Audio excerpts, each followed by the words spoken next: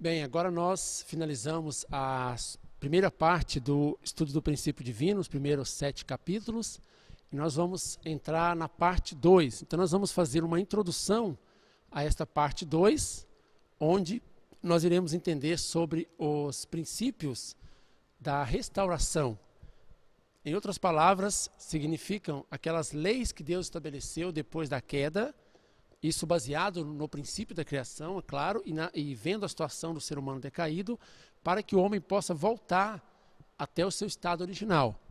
Então nós vamos começar os princípios da restauração, ou a introdução à parte 2, fazendo a definição de providência da restauração. O que é a providência da restauração? A providência da restauração, ela significa o trabalho de Deus, a providência de Deus, para restaurar o homem decaído de volta ao seu estado original, dotado na criação, realizando assim a finalidade da criação. Então isto é a definição de providência da restauração. Então Deus ele vai fazer um trabalho consistente para que o homem saia do seu estado decaído e chegue até o seu estado original. Então Deus absolutamente vai levar o homem ao seu estado original. Então a providência da restauração é a providência da recriação. É como se Deus estivesse recriando o homem. E Deus, ele opera essa providência, ele faz esse trabalho de acordo com princípios. Então, por isso chama-se princípios da restauração. Então, o que nós vamos entender agora são as leis, na verdade, uma fórmula que Deus vem utilizando durante toda a história. Depois nós vamos ver a aplicação dessas leis, desses princípios, em todas as famílias, como Adão, Noé, Abraão, etc. E nós vamos perceber que Deus ele é um Deus vivo que vem trabalhando, conduzindo a história para tirar o homem do seu estado decaído e levar o homem para o seu estado original, que é absolutamente possível que isso ocorra desde que o homem cumpra a sua porção de responsabilidade em resposta ao cumprimento da parte da responsabilidade de Deus. Então nós vamos entender mais sobre os princípios da restauração, como essas leis, né, da restauração de Deus. Então, salvação significa restauração. Restauração significa voltar ao estado original. Então, quando a gente fala, né, restaurar uma pessoa doente, significa tirá-lo da condição de doente e voltar à posição saudável que ele estava antes da ocorrência da doença. Também, salvar uma pessoa que estava afogando, por exemplo, é tirar a pessoa daquela condição que ela está afogando e trazê-la de volta ao seu estado original, antes dela começar a se afogar. Então, quando a providência da restauração fala em salvar o homem decaído, significa salvar um homem decaído em pecado, significa restaurá-lo à posição original sem pecado, da qual ele desfrutava no início. Então, a providência da salvação é a mesma coisa que providência da restauração. Então, até que ponto o homem deve ser salvo? Uma vez que restauração, salvação, significa voltar ao estado original. Até que ponto o ser humano deve ser salvo? O ser humano deve ser salvo até o ponto da realização do reino do céu na terra. Ele deve ser salvo até o ponto da realização das 3 grandes bênçãos. Ele deve voltar ao seu estado original, ele deve se tornar um cidadão do reino do céu. Então Deus vai trabalhar para restaurar o homem, essa providência de Deus para tirar o homem do estado decaído, para trazer o homem até o estado onde ele realize a sua perfeição individual, primeira bênção, a perfeição familiar, segunda bênção, e a perfeição em nível de domínio, dominando a criação, como terceira bênção. Então Deus vai trazer o homem de volta para o seu estado original. E como que Deus vai fazer isso? Então, nós vemos o plano de Deus, que Deus planejava que Adão e Eva deveriam passar pelos 3 estágios de formação, crescimento e aperfeiçoamento, e deveriam chegar até a perfeição, estabelecendo aquela trindade, como nós já estudamos, estabelecendo o fundamento de 4 posição, uma família ideal centralizada em Deus.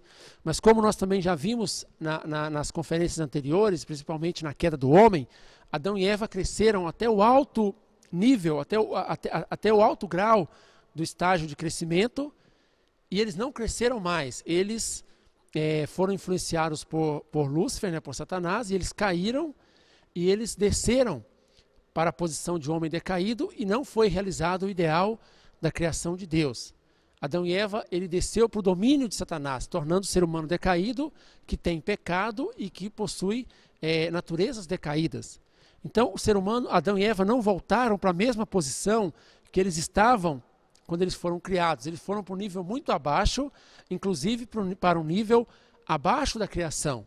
Então surgiu a necessidade do ser humano voltar, o ser humano fazer um curso inverso, um curso contrário à queda, para voltar novamente para o mesmo ponto onde Adão e Eva estavam quando aconteceu a queda. Então, este curso do ser humano de sair do nível de homem decaído com o pecado original e voltar até o ponto onde Adão e Eva estavam na época da queda, até essa linha, né, da queda, isso chama curso de separação de Satanás. Então o ser humano vai fazer o curso de separação de Satanás, ele vai se desligar de Satanás. E chegando nesse nível, o mesmo nível que Adão e Eva tinham antes da queda, ele deve receber o Messias, e o Messias deve eliminar o seu pecado original, ou seja, dar a salvação física que nós mencionamos, tanto física quanto espiritual, e Adão e Eva deverá continuar crescendo, ouvindo, seguindo as palavras do Messias.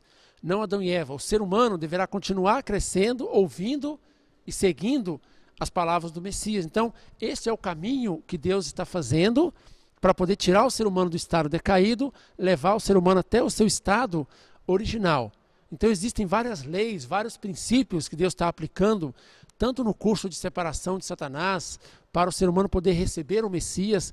Existem leis e fórmulas que Deus está utilizando para que isso aconteça. Então, é esses pontos que a gente vai estar compreendendo a partir de agora, porque, como toda lei, ela está funcionando para todo mundo, mesmo se o ser humano não tem conhecimento dela, ela continua funcionando na sua vida. Então, é muito importante que a gente conheça as leis da restauração de Deus, os princípios da restauração de Deus, porque isso está influenciando diretamente a nossa vida, principalmente nos últimos dias, como nós vimos na consumação da história humana, também na ressurreição, dando uma ênfase que o ser humano está vivendo neste período de últimos dias, onde ele pode receber as novas palavras de verdade para a nossa época. Então, é importante nós entendermos sobre os princípios da restauração. Então, o primeiro ponto que a gente vai analisar, estudar, é o princípio da restauração por indenização. É uma lei importante que Deus está utilizando em todo o seu processo. Depois a gente vai ver a aplicação concreta, em casos concretos na Bíblia, onde Deus utilizou esses princípios. Então, o que seria esse princípio da restauração por indenização?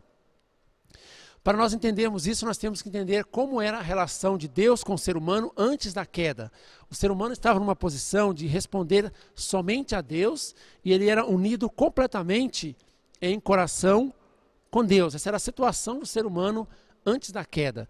Como que ele ficou depois da queda? Depois da queda, o ser humano ficou numa posição de meio caminho, onde ele tinha relacionamento com Deus, porque Deus era o seu criador, mas ele também tinha relacionamento de sangue com Satanás. E o próprio caráter do ser humano passou a ser parecido com o de Satanás por causa das naturezas decaídas. Então, o ser humano nessa posição de meio caminho, ele pode às vezes responder a Deus ou responder a Satanás. Então a gente vai ver onde que a indenização, onde que os princípios da restauração por indenização entra nesse contexto. Então o ser humano na posição de responder tanto a Deus quanto a Satanás, quando ele faz uma boa condição respondendo a Deus, Deus tem direito de posse sobre a sua vida, ou seja, ele pode se dizer assim, ele é conduzido para o lado de Deus, quando ele faz uma boa condição.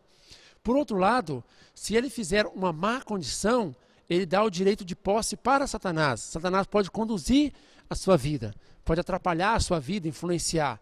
Então, se ele der uma má condição, Satanás pode puxar o ser humano para o seu lado. Se ele der uma boa condição, Deus pode puxar o ser humano para o seu lado. Então, Deus e Satanás, eles não podem simplesmente levar o ser humano, ou, por exemplo, Deus levar o ser humano diretamente para o céu, ou Satanás simplesmente pegar o homem e levá-lo para o inferno. Eles dependem da ação do homem, do ser humano, do que o ser humano está fazendo, as suas ações na sua vida diária, para decidir se Satanás vai tratar com ele ou se Deus vai tratar com ele. Então, essa é a situação do ser humano decaído. Se não tivesse acontecido a queda, o homem estaria na posição de tratar apenas com Deus, unicamente com Deus. Mas nesse ponto, o ser humano também trata com Satanás.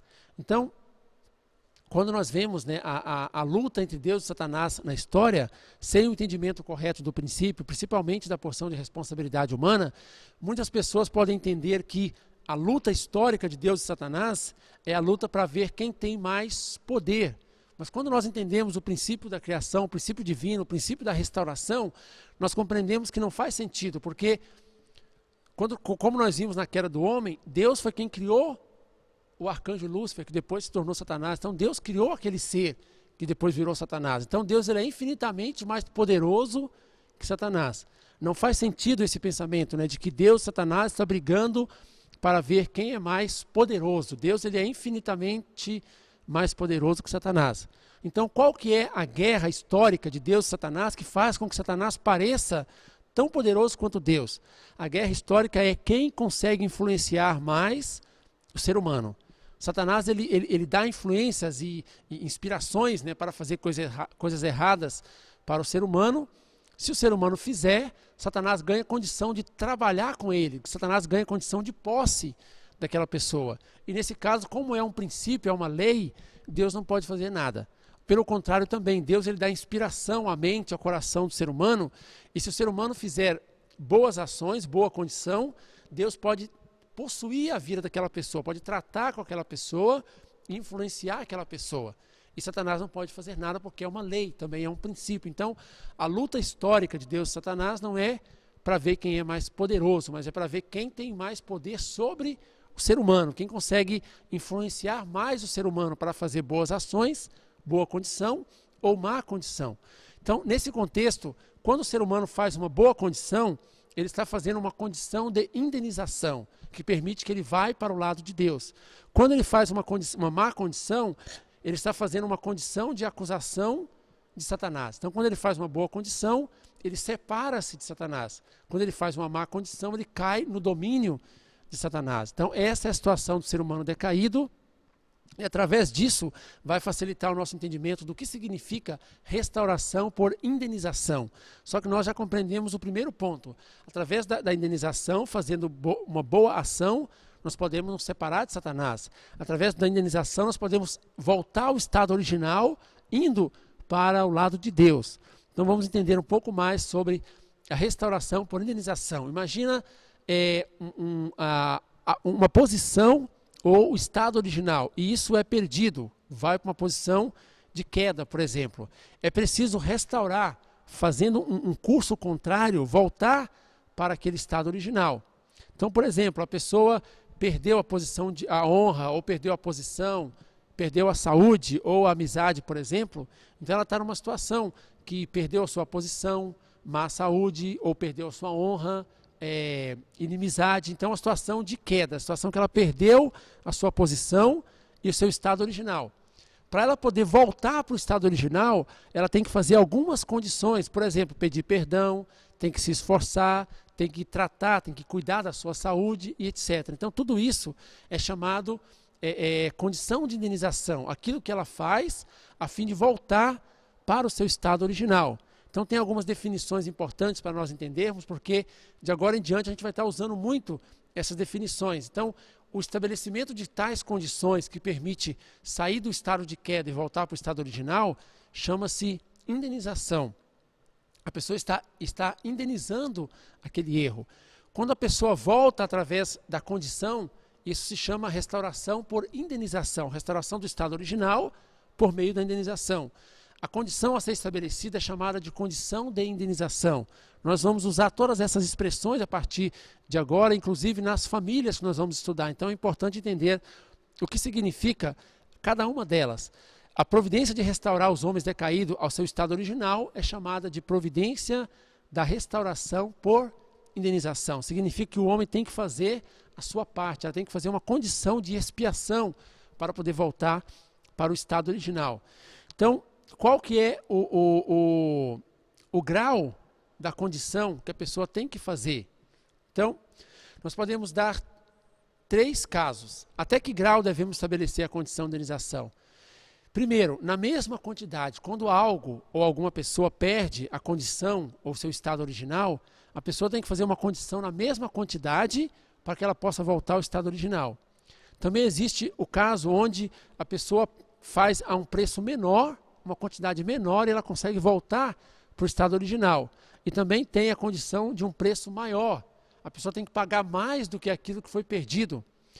Essa condição a um preço maior, ela acontece quando ocorre um fracasso, onde a pessoa, por exemplo, tinha que fazer uma condição na mesma quantidade ou a um preço menor e ela falha nisso, ela tem que pagar um preço maior para conseguir voltar para o seu estado original. Então, a razão pela qual a condição de indenização às vezes se torna mais pesada é porque aquilo que foi deixado para trás sem fazer devido ao fracasso, isso vai incluir na nova condição que tem que ser feita. Então, nós podemos ver alguns exemplos aqui da condição de indenização na mesma quantidade, a um preço menor e a também um preço maior. Quando nós olhamos na Bíblia, Êxodo 21, 23 ao 25, está escrito: a lei diz, se houver algum dano, então darás vida por vida, olho por olho, dente por dente, mão por mão, pé por pé, queimadura por queimadura, ferida por ferida, golpe por golpe.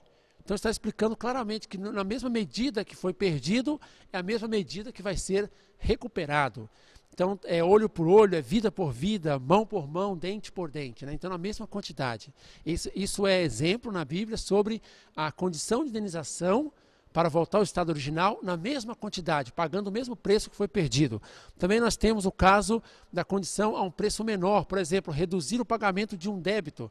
Você deve R$100 para uma pessoa e essa pessoa fala que se você pagar R$20, o débito já está quitado. É um exemplo de pagamento de condição a um nível menor. Mas isso não depende da pessoa que está devendo, depende da pessoa que vai receber esse pagamento. Quer dizer, que Deus é que sabe qual tipo de condição vai ser aplicada em cada momento, a mesma quantidade, menor ou maior.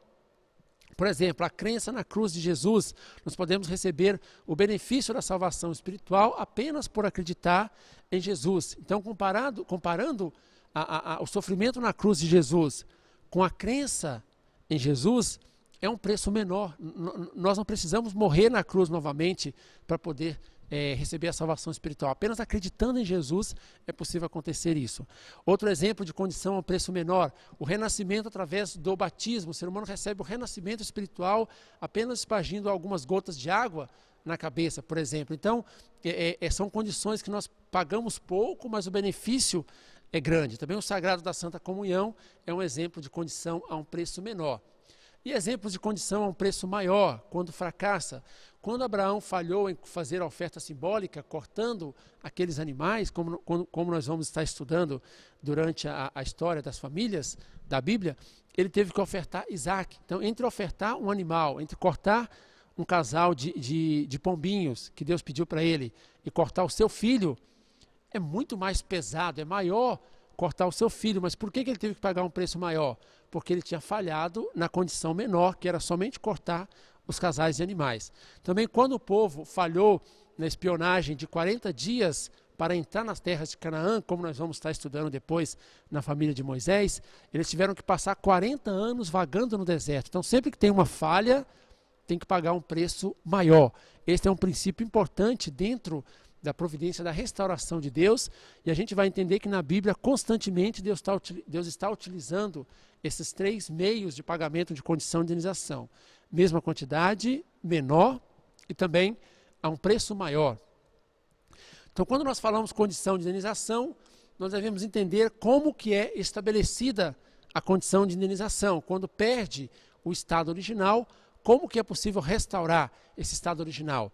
E nós vamos entender por essa passagem na Bíblia de Romanos 5,19, que isso é possível através do curso inverso. Curso inverso significa fazer o caminho contrário. Se a perda foi para a direita, você vai para o lado esquerdo. Se a perda foi para trás, tem que ir para frente. Então, é exatamente fazendo o contrário daquilo que foi perdido. O ser humano ele pode voltar para o seu estado original. Está escrito em Romanos 5,19, porque como pela desobediência de um só homem, muitos foram feitos pecadores. Assim, pela obediência de um, muitos serão feitos justos. Então, alguém desobedeceu, alguém tem que obedecer. É fazer exatamente o contrário, o curso inverso. Devemos estabelecer uma condição de indenização tomando um curso que inverta aquilo pelo qual nós passamos. Alguns exemplos de curso inverso para que nós entendamos ainda melhor sobre este ponto.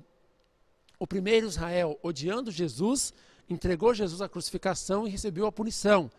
Então seguiu este curso, né? O segundo Israel, amando Jesus, que são os cristãos, eles deviam levar a cruz junto com Jesus até chegar a ser salvo. Então é exatamente o contrário do que o primeiro Israel fez, e se restaurar a posição em si de povo escolhido. Também contra a vontade de Deus aconteceu a queda, e isso causou tristeza e aflição a Deus. Então, para fazer o curso inverso, devem praticar a vontade de Deus, restaurar o homem original e confortar e consolar Deus. Um exemplo de curso inverso, que significa fazer o contrário do que aconteceu. Adão rebelou-se contra Deus e seus descendentes caíram no seio de Satanás. Adão abandonou Deus e por isso os descendentes foram para Satanás. Então Jesus, que veio na posição de segundo Adão, ele estava na posição de servir e honrar Deus, mesmo sendo abandonado, e restaurar a humanidade no seio de Satanás para o amor de Deus. Então, alguns exemplos de curso inverso que nós vemos na história dos personagens bíblicos dentro da providência da salvação, da restauração de Deus. Então o ser humano vai restaurar através de um curso inverso. Por exemplo, alguém perdeu a amizade, por exemplo, por falar uma mentira. Para ele poder voltar ao estado original, ele tem que falar uma verdade, ele tem que fazer o contrário daquilo que ele perdeu, daquilo que fez com que ele perdesse o seu estado original. Esta é a razão porque o cristianismo se tornou uma religião de martírio, porque o primeiro Israel negou Jesus. O segundo Israel, que é o cristianismo, teria que seguir o mesmo caminho que Jesus, de martírio. Então, quem deve estabelecer? Nós entendemos agora que existe a condição de indenização, que significa pagar um preço para voltar ao estado original, e nós entendemos que isso deve ser feito fazendo o contrário, fazendo o curso inverso. Então, tem mais um ponto importante, seria quem é que deve fazer essa condição de indenização? Quem está na posição de estabelecer a condição de indenização? Então, o homem mesmo, ou seja, cada um de nós, é a responsabilidade humana fazer a condição de indenização. A condição de indenização não vai ser feita por Deus, não vai ser feita por Satanás, e nem vai ser feita pelo Messias, por Cristo, mas vai ser feita pelo ser humano como porção de responsabilidade humana, porque é o ser humano que perdeu a posição original, é ele que deve fazer a condição de curso inverso para voltar para o estado original. O próprio homem deve estabelecer a devida condição de indenização mediante o cumprimento de sua própria porção de responsabilidade. É importante entendermos isso, que nós é que temos que fazer a condição de indenização para voltar ao estado original. Deus, ele vai dar a sua palavra, vai fazer a sua parte e vai sobrar a nossa parte, que é fazer o curso inverso até voltar ao estado original. Então, os homens decaídos, para poder receber o Messias e poder eliminar o pecado original, eles precisam receber o Messias. Ele não pode simplesmente eliminar o pecado original por si mesmo. Então, qual espécie de condição de indenização deve ser estabelecida para que os homens decaídos possam fazer o fundamento para receber o Messias? Dentro do princípio da restauração, uma coisa muito importante também que nós temos que compreender é que o ser humano absolutamente precisa de um Salvador, ele precisa de um Messias. Esta é a razão porque Jesus veio 2000 anos atrás, porque o ser humano precisa eliminar o seu pecado original, resolver o seu pecado original, e ele não pode se limpar sozinho. Nós vimos na queda do homem que o ser humano não pode tirar o seu pecado original sozinho, ele precisa do Messias. Então, Jesus veio nessa posição. O Senhor do segundo advento também, quando ocorrer a volta de Cristo, será para resolver o pecado original do ser humano. Mas o ser humano não vai receber o Messias de qualquer jeito. Simplesmente Deus vai abrir o céu e enviar o Messias. Ele tem que fazer uma condição, ele tem que fazer um certo fundamento para receber o Messias. Para conhecer isto, que tipo de fundamento, né, o ser humano tem que fazer, primeiro nós temos que saber de que modo Adão falhou em cumprir a finalidade da criação. Nós sabemos que ele falhou em cumprir a finalidade da criação, só que nós não entendemos os detalhes, os pormenores de como Adão falhou em cumprir a finalidade da criação de Deus. A condição de indenização deve ser estabelecida por meio de um processo que venha a inverter o processo pelo qual Adão perdeu a sua posição em estados originais. Então, o que a gente vai fazer a partir de agora? Para entender como o ser humano deve criar o fundamento para receber o Messias, nós vamos estudar o que Adão deveria ter feito, de acordo com o ponto de vista da providência e do princípio da criação de Deus, o que aconteceu devido à queda e o que o ser humano decaído tem que fazer para recuperar aquilo que foi perdido. Então, quando nós entendemos isso, vai ficar muito claro que tipo de fundamento, qual é a lei, a regra, a fórmula que o ser humano deve se submeter para poder criar o fundamento para receber o Messias. Se não precisasse criar fundamento nenhum, Deus enviaria o Messias um dia depois da queda. Deus já mandaria Jesus, por exemplo, para salvar só a família de Adão e Eva. Teria sido muito mais fácil, mas devido ao fato de que Deus precisa que o ser humano cumpra um fundamento bem concreto, bem específico, antes de enviar o Messias, demorou 4.000 anos bíblicos para que Deus pudesse mandar o Messias. A volta de Cristo é a mesma coisa, precisa ter um fundamento correto para que Deus possa enviar o Cristo da segunda vinda. Então nós vamos entender primeiramente o que Adão deveria fazer a fim de entender que fundamento nós temos que fazer para receber o Messias. Então nós vamos começar analisando sobre o fundamento de fé que Adão precisava fazer.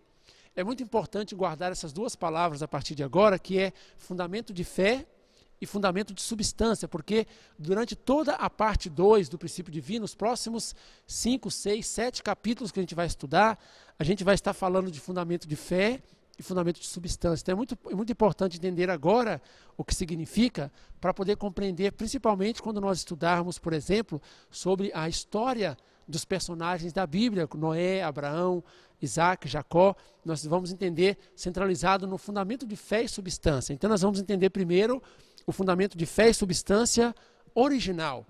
O fundamento de fé e substância, eles já existiam no mundo original. Deus já tinha intenção de estabelecê-los. Eles não surgiram depois da queda, porque o ser humano ficou decaído. Então, como que seria o fundamento de fé na família de Adão? Então, a família de Adão, são 3 pontos que está aparecendo. A família de Adão deveria observar o mandamento de Deus, no caso Adão e Eva, e passar o período de crescimento sem cair. Ou seja, observando a palavra de Deus, tendo fé na palavra de Deus. Se Adão tivesse feito isso, ele teria estabelecido o fundamento de fé. Depois que estabelecer o fundamento de fé, ele deve estabelecer o fundamento de substância. O que seria o fundamento de substância? Adão deveria viver em união com Deus, no caso estamos falando de Adão e Eva, em união com Deus, sentindo o coração de Deus e tornarem-se o templo de Deus. Na verdade, eles estariam substancializando Deus em si. E eles deveriam atingir a natureza original da criação, ou seja, o seu caráter iria se tornar igual ao caráter de Deus. Isso é o que Deus planejou originalmente. Se Adão e Eva tivessem feito isso, o fundamento de fé, depois o fundamento de substância, que é encarnar toda a perfeição de Deus em si, o mundo ideal teria sido estabelecido através do fundamento de fé e substância. Mas aconteceu a queda do homem e, ao contrário, Adão não conseguiu passar, observar o mandamento de Deus e não passou o período de tempos de crescimento sem cair. Não passou pelo período de crescimento sem cair. Então Adão, pelo contrário, ele desobedeceu o mandamento de Deus. Adão, ele falhou em cumprir o mandamento de Deus. E o período de crescimento foi invadido por Satanás e o fundamento de fé foi perdido. Ou seja, Adão não conseguiu realizar o fundamento de fé que Deus tinha pedido para ele realizar. Naturalmente, não foi possível também estabelecer o fundamento de substância, porque o fundamento de fé, de substância, ele só pode ser estabelecido depois que tiver sido feito corretamente o fundamento de fé. Tem que ter vitória primeiro no fundamento de fé. Então, ao contrário de ter união com Deus, Adão estabeleceu união com Satanás, a família de Adão. Ao contrário de sentir o coração de Deus, eles não sentiram, eles viveram no egoísmo. Ao contrário dos corpos de Adão e Eva se tornarem templo de Deus, se tornaram moradias de Satanás e de todo o ser humano decaído. E ao contrário de adquirir a natureza original da criação, o ser humano herdou a natureza decaída, aquele caráter parecido com o caráter de Satanás e não com o de Deus. Então agora nós entendemos já sobre o fundamento de fé que Deus planejou e como ele não foi realizado, ou seja, o que Deus planejou e o que não foi feito, o que quebrou esse plano ideal de Deus. Então agora a gente vai ver como deve ser restaurado aquilo que foi perdido. Então o fundamento de substância, como nós vimos, não foi feito, nem o de fé, nem o de substância. E isso passou então a ser responsabilidade do ser humano, dos descendentes de Adão e Eva, todos nós, realizar esses 2 fundamentos depois da queda. Então, para poder recuperar, restaurar o fundamento de fé, é preciso ter 3 pontos. A pessoa que está representando Adão, ou representando a família de Adão, está na posição de figura central, é o centro, a pessoa que Deus chama para poder conduzir o seu trabalho, a sua providência naquele momento. Essa pessoa deve fazer uma oferta para Deus. Essa oferta ela é chamada de objeto condicional. Quando nós estudarmos sobre a família de Adão, a gente vai estar entendendo por que o ser humano tem que fazer esse objeto condicional para Deus, essa oferta para Deus. E deve ter um período matemático de indenização. O ser humano deve passar por um período de tempo, porque foi isso que Adão perdeu. Então, se o ser humano fizer isso, ele vai estar estabelecendo corretamente o fundamento de fé. Então, depois de estabelecer o fundamento de fé, ele deve estabelecer o fundamento de substância. E como que funciona o fundamento de substância? Deve ter uma figura central, e a figura central deve ser aquela pessoa que venceu o fundamento de fé. Essa pessoa vai estar na posição de figura central do fundamento de substância. E, juntamente com outra pessoa, ela deve fazer uma condição de indenização para eliminar a natureza decaída. Ou seja, deve fazer o curso inverso. Nós lembramos que condição de indenização significa fazer o caminho contrário, o curso inverso. Então, essa pessoa deve fazer o caminho contrário às naturezas decaídas. E isso vai poder resolver a natureza decaída. Uma vez que o ser humano fizer o fundamento de fé e fizer o fundamento de substância, ele vai estar criando o fundamento para receber o Messias. Então, só depois disso, Deus pode mandar o Messias. Então, não é um trabalho muito simples. Essa é uma das razões porque Deus não conseguiu mandar o Messias de forma tão rápida. Demorou praticamente 4.000 anos bíblicos para mandar Jesus, porque o ser humano tem que fazer o fundamento de fé, uma oferta para Deus, com fé, cumprir o período de tempo, não perder a fé em Deus durante esse tempo e cumprir o fundamento de fé. Depois tem que ser feito o fundamento de substância. Como nós vamos ver depois, o fundamento de substância tem muito a ver com relacionamentos emocionais, relacionamento interpessoal. E isso é uma parte difícil também que o ser humano tem que fazer. Só depois disso é possível estabelecer o fundamento para poder receber o Messias. Então, alguns exemplos, de fundamento de fé que nós podemos observar na Bíblia. Nós sabemos que o fundamento de fé precisa ter figura central, objeto condicional, que é uma oferta, e um período matemático de indenização. Exemplos de figuras centrais que Deus utilizou para fazer o fundamento de fé: Abel, Noé, Abraão, Isaac, Jacó, Moisés, os reis, João Batista, etc. Esses são exemplos de figuras centrais que Deus utilizou a fim de fazer o fundamento de fé na Bíblia. Exemplos de objeto condicional. Então, existem 3 casos. Na época, antes do Antigo Testamento, era feito através de ofertas. Por exemplo, a própria arca de Noé, quando Abraão teve que cortar os animais, tudo isso foi um objeto condicional para fazer o fundamento de fé. Na época do Antigo Testamento, as palavras da lei, a arca da aliança, o templo, as figuras centrais eram esses objetos condicionais na época do Antigo Testamento. Na época do Novo Testamento, o próprio Evangelho de Jesus, o próprio Jesus, que é a palavra em substância, se tornou esse objeto condicional para poder fazer o fundamento de fé. E também tem o período matemático de indenização. Essa é uma das razões porque na Bíblia nós podemos ver que Deus utiliza muitos números, é o número 3, é o número 7, é o número 40, sempre Deus está estabelecendo números e as figuras centrais estão cumprindo. Por exemplo, 120 anos construindo a arca tinha 3 andares, as 12 tribos, então sempre a Bíblia está utilizando números, porque como nós vimos lá no princípio da criação, Deus também é um Deus matemático, ele utiliza os números na sua criação. Então, para estabelecer o fundamento de fé, tem também o período matemático de indenização. E o fundamento de substância, como nós vimos, originalmente o ser humano deveria se tornar um com Deus, sentir o coração de Deus, tornar-se o templo de Deus e alcançar a natureza original da criação. Só que isso não aconteceu, então para restaurar por indenização é preciso ter uma figura central, que é aquela pessoa que já obteve vitória no fundamento de substância ou herdou essa vitória, e deve fazer uma condição de indenização para eliminar a natureza decaída. Fazendo isso, esse relacionamento entre eles poderá fazer o fundamento de substância. Então aqui nós temos algo como se fosse um tipo de fórmula, um passo a passo ou um caminho para que o homem possa chegar a restaurar-se ao seu estado original, para que ele possa chegar até a perfeição. Então essa fórmula é a seguinte: o homem tem que fazer o fundamento de fé, depois fazer o fundamento de substância. Fazendo o fundamento de fé e substância, ele vai fazer o fundamento para receber o Messias, e sobre o fundamento para receber o Messias, ele vai poder receber literalmente o Messias. O Messias vai eliminar o pecado original, também vai restaurar a soberania para Deus, e o ser humano vai cumprir todo o período de crescimento junto com o Messias, unindo em coração com o Messias, e ele vai alcançar a perfeição. Ele vai se tornar uma substância aperfeiçoada. Então essa é como se fosse uma fórmula, um passo a passo para poder restaurar o ser humano a seu estado original, para estabelecer o reino do céu na terra.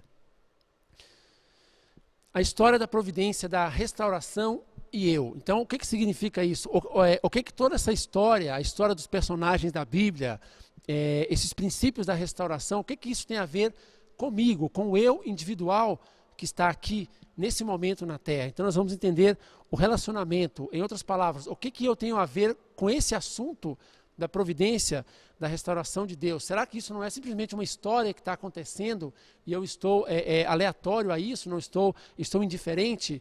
Nós vamos perceber que não, que na verdade nós estamos diretamente conectados, ligados com a história da providência e da restauração de Deus. Nós somos um personagem histórico, temos um papel principal, muitas vezes, dentro da história da providência e da restauração de Deus. Então, o eu, que está no momento, é um produto da história da providência da restauração. O que significa isso? Nós somos o resultado de todas as realizações das nossas gerações anteriores.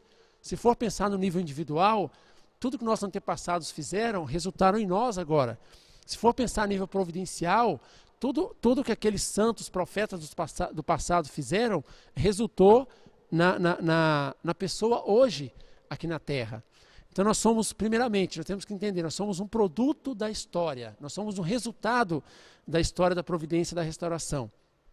Também nós somos o personagem que deve realizar a finalidade da história. Uma vez que nós estamos na Terra, nós somos as pessoas que devem estudar a providência da restauração de Deus, entender as suas leis e começar a colocar isso em prática, a fim de realizar a providência da restauração de Deus. Então nós somos o personagem que vai realizar a finalidade da história de Deus.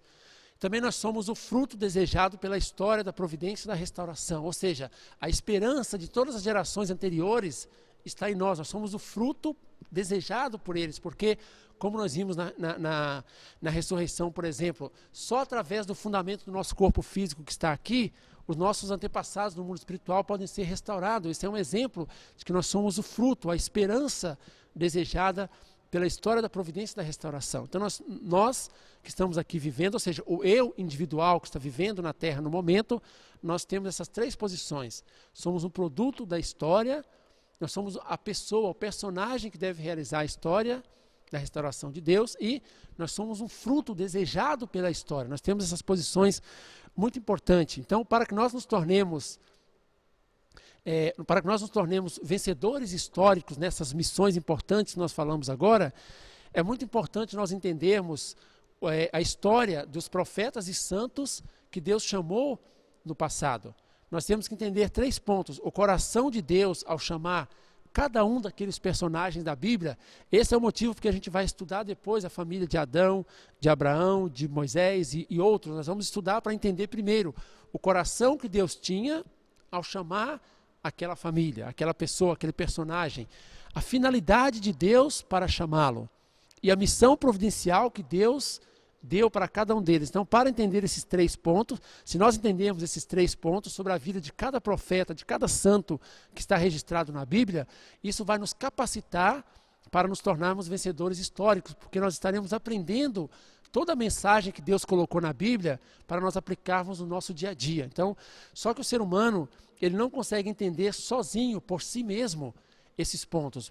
Estudar a história, mesmo que nós lemos a Bíblia e entendemos, por exemplo, a história de Jacó, a história de Isaac, a história de Abraão, Moisés, Josué, de José, dos reis, nós podemos entender a história deles, só que nós não conseguimos entender sozinhos qual era o tipo de coração que Deus tinha quando Ele chamou aquelas pessoas. Nós não conseguimos entender sozinhos qual foi a finalidade de Deus para chamá-los e a missão providencial que Deus deu para aquelas pessoas. Então, para poder compreender isso, somente é possível através do Senhor do segundo advento. Então, quando nós acreditamos e unimos em um só corpo com o Senhor do segundo advento, na volta de Cristo, nós conseguiremos entender o coração de Deus, a finalidade de Deus e a missão providencial de cada santo, de cada profeta que está registrado na Bíblia. Então, apenas estudar a Bíblia, a gente vai absorver uma certa porcentagem do que está lá. Mas através das palavras do Senhor do segundo advento, esclarecendo os difíceis mistérios que estão na Bíblia, nós podemos compreender o coração de Deus, a finalidade de Deus e a missão providencial de cada pessoa que Deus chamou.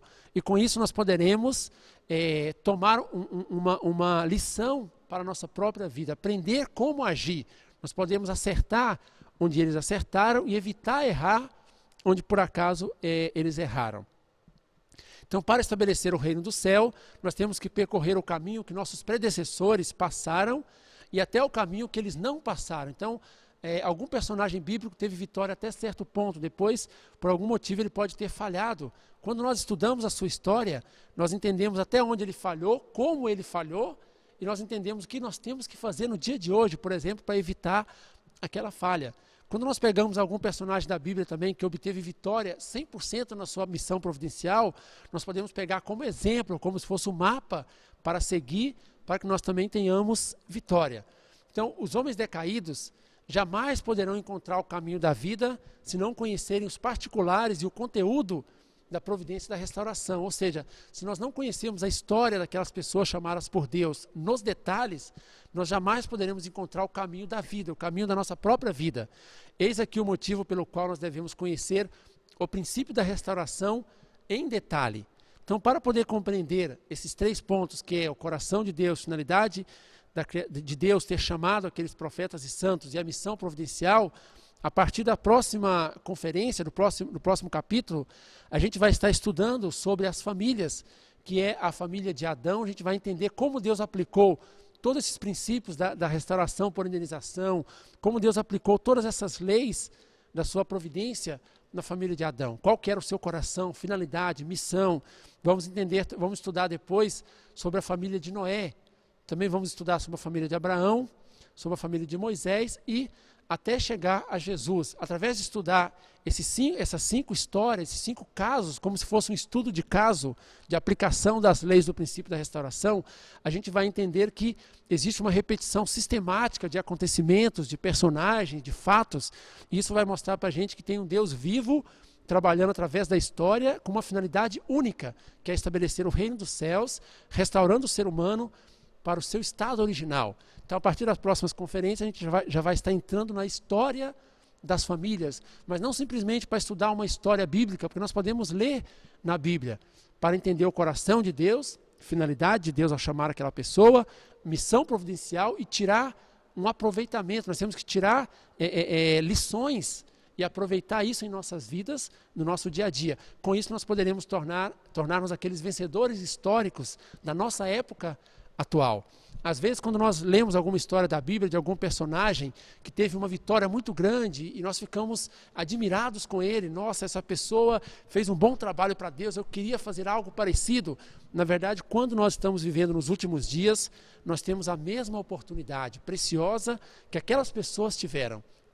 Através das palavras de verdade que serão dadas nos últimos dias, nós temos a oportunidade de realizar aqueles mesmos feitos que esses personagens históricos da Bíblia realizaram. Então nós estamos vivendo numa época extremamente muito importante e nós devemos tomar isso com o coração aberto e com um sentimento de muita esperança para que possamos realizar muitas coisas grandes nessa nossa época atual, durante a nossa vida física na Terra. Isto é o relacionamento que existe entre a providência da história da restauração e eu. Muito obrigado.